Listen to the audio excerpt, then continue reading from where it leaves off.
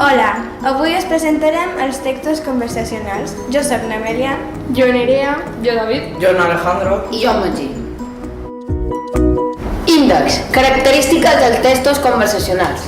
Tipus de converses, converses espontànies i formals i les característiques de cada una. Els textos conversacionals. En aquests parlen dues o més persones, l'emissor i el receptor. Al parlar incorporem altres elements a part de parlar, per exemple, gestos facials, gestos corporals, el to de veu i l'entonació de les paraules que aporten informació. Aquests elements no verbals apareixen quan les converses transcorren entre interlocutors que es troben cara a cara o fins i tot en la conversa telefònica. Ara bé, una conversa a través de l'ordinador de missatgeria en el telèfon mòbil, utilitzant altres recursos com els emoticones o les lletres majúscules. Hi ha dos tipus de converses espontànies i converses formals. Converses espontànies. Una conversa espontània està en un context improvisat, com ara els diàlegs que sostenim al llarg del dia amb els amics o amb la família. Per exemple. Hola David. Hola Magí. Què tal? Bé, i tu?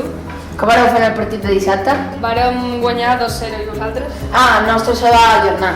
Bé, bon noi demà.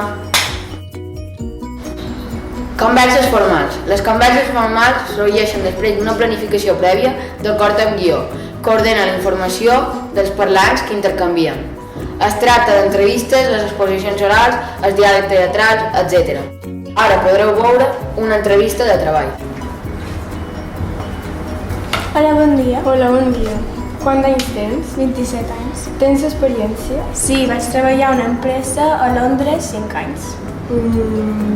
Contratada, moltes gràcies. Gràcies.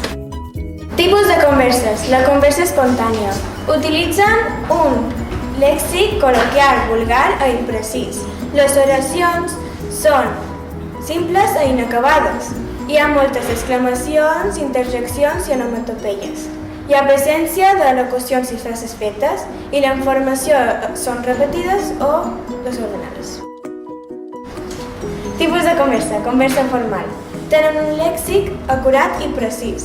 Les oracions són més complexes i acabades. No hi ha presència d'exclamacions, interjeccions i onomatopeies. Hi ha absència de locucions i frases fetes i la informació és estructurada. Moltes gràcies per escoltar-nos!